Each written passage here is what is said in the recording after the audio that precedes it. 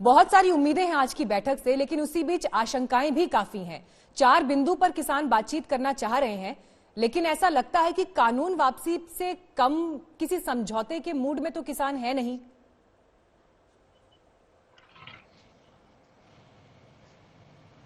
जी, थोड़ा बीच में आवाज कट गई थी आपकी।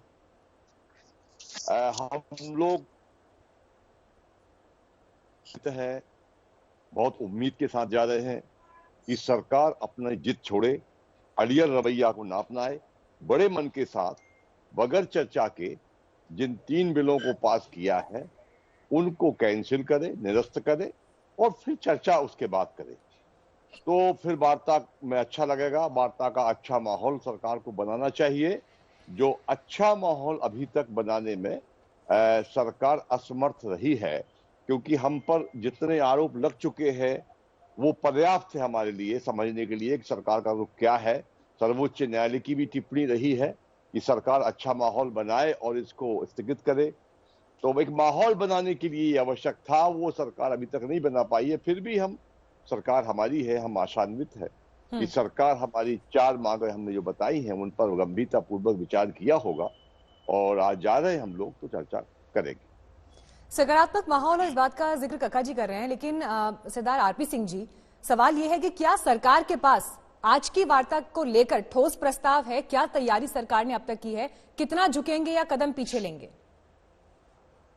देखिए, बात में और कदम वापस लेने की बात अपनी जगह। हम तो हाथ जोड़कर इनके आगे विनम्र निवेदन करते हैं। कक्का जी हमारे बहुत पुराने साथियों में से हैं। हम तो इनसे भी, बाकी जो लोग हैं किसान नेता हैं, उनसे भी निवेदन करते हैं कि आज की बातचीत से रास्ता निकालें आप, और कोई जो सरकार आपके सामने आज प्रस्ताव वहां रखेगी उन प्रस्तावों को आप समझें और उसमें से ही रास्ता निकलेगा। वो आपका जो मंशा है कि इन 3 बिलों में जो भी संशय आपके हैं, उन संशयों में काफी काम सरकार ने किया है। वो बेशक एमएसपी का हो, बेशक वो मंडियों का हो, नई मंडियों का हो, पुरानी मंडियों का हो, वो कोर्ट में जाने का हो, वो सब इश्यूज पे सरकार ने चिंता करी है। और भी जो विषय है उसकी भी चिंता हो जाएगी। और मैं काफी आशा रखता हूं कि और आशान्वित हूं कि आज की बातचीत से कोई ना कोई पॉजिटिव रास्ता निकलेगा और आज की बातचीत से किसान वापस जाएंगे। आज की बातचीत से किसान अपने अपने घर को लौटेंगे और ठीक रास्ता निकलेगा। मैं प्रियम नहीं करना चाहता क्योंकि इनकी बातचीत और सरकार की बातचीत है, मैं उसको प्रियम करके इनकी बातचीत में इंटरव्यू नहीं करना चाहता, परंतु मैं बहुत आशान्वित हूँ आज की बातचीत से।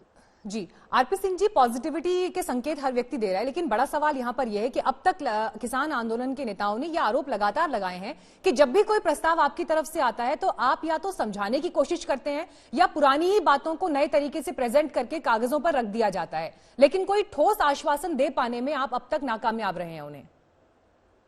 देखिए, इसका दूसरा उत्तर भी है कि कोई ठोस ना मानने का कारण भी नहीं मिलता ना। कोई मतलब इन्होंने कुछ संशय जताए थे, उन संशयों पे सब पे काम हो गया है। अब उसके अलावा कोई और संशय हो तो उस पर चिंता हो सकती है।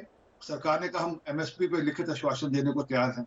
इन्होंने कहा कि जो पुरानी मंडियां हैं वो रहे। सरकार ने कहा 500 करोड़ रुपए और एलोकेट करो और पुरानी मंडियों को और सुदृढ़ करने के रास्ते की जो और चिंता का खतरा करेंगे। नई मंडियां आएंगी वो ज्यादा एडवांटेजेस पोजीशन में ना हो, इसलिए कह दिया कि लोकल सरकारें उन पर टैक्स लगा दें और बराबर कर दें पुरानी मंडियों के, ताकि कहीं पुरानी मंडियां हिल ना पाए। उन्होंने कहा कि हम एसडीएम की कोर्ट में जाते हैं तो एसडीएम की कोर्ट के अंदर कॉन्ट्रैक्ट फार्मर जो भी कॉन्ट्रैक्ट हमारे साथ करेगा, ठेका करेगा, जो भी करेगा वो उस पर इन्फ्लुएंस कर लेगा तो हमारी दिक्कत होगी। इसलिए हमको हायर कोर्ट में जाना सरकार ठीक, आप हायर कोर्ट में जाना चाहते हैं, उसमें भी एक एडवांटेज और कर दिया कि आप उसको फास्ट ट्रैक कोर्ट में उसको फास्ट ट्रैक कोर्ट में ले जाए। इसके अलावा भी कोई और संशय है उस पर बात होने को, हम बात करने को तैयार है। मतलब इसमें ना हमारी तरफ से कुछ जिद है ना कोई अरियलपन का रुख है। निवेदन इतने कि साधना भारती जी, जो तमाम बातें यहां पर उठ रही हैं, 2 पक्ष आमने सामने आज फिर टेबल पर जाने वाले हैं, लेकिन विपक्ष की भूमिका को लेकर तो सबसे बड़े सवाल किसान नेता उठा रहे हैं। राकेश टिकैत ये कह रहे हैं कि अगर विपक्ष ने अपनी भूमिका ठीक तरह से निभाई होती तो शायद किसान को जमीन पर आंदोलन करने के लिए उतरने की जरूरत नहीं पड़ती। देखिए, हमने पहले भूमि अधिग्रहण के लिए लोग लेकर आए थे, उसका भी विरोध किया और अब फिर से एक काला कानून लेकर आए हैं, उसका विरोध हम लगातार कर रहे हैं, अपने स्तर पर कर रहे हैं। पूरी तरह समर्थन हम किसानों के साथ पूरी निष्ठा के साथ खड़े हैं। लेकिन भारतीय जनता पार्टी की मोदी सरकार को ये सोचना पड़ेगा मीनाक्षी जी कि ठीक है आपने काला कानून बना दिया, किसानों को वो पसंद नहीं आया। हमने कहा था अध्यादेश विशेष समिति में भेज दो, आपने नहीं भेजा। आपने राज्यसभा में बिना बहुमत के उसे वॉइस वोटिंग करा के पास करा लिया। ठीक है, आपने कर लिया। अरे भूल होना प्रकृति है, मान लेना उसको संस्कृति है, सुधार लेना प्रगति है, और अनुचित लाभ लेना कलंकृति है। लेकिन प्रकृति, प्रगति, सत्यकृति और कलंकृति को भी जो लांग जाए ना, वो भाजपा की कलयुगी राजनीति है। ये तो वही बात हो गई, पहले लड़ाई झगड़ा होता था गांव देहात में। मैं भी किसान की बेटी हूँ, मैंने 5 साल की उम्र में संसद भवन में गिरफ्तारी दी थी 13 अगस्त 99 में। तो मैं खुद कहती हूँ, पहले जब पंचायतें होती थी तब कहते थे, एक मिनट बीच में ना बोले प्लीज, मुझे मेरी बात रखने दे। तब ये लोग कहते थे, अगर कोई पंचायत होती थी, कहते हैं पंचायत तो करेंगे लेकिन काल खोल कर सुन लो, कर्नाला यहीं से गिरेगा। यानी वार्ता तो करेंगे हम, नहीं वार्ता। साधना जी, एक बात जो लोग समझना चाहते हैं, साधना जी एक बात जो लोग समझना चाहते हैं वो ये है, साधना जी सुन लीजिए सवाल, बात लोग ये समझना चाहते हैं कि कांग्रेस पार्टी को इस विरोध की याद किश्तों में क्यों आती है।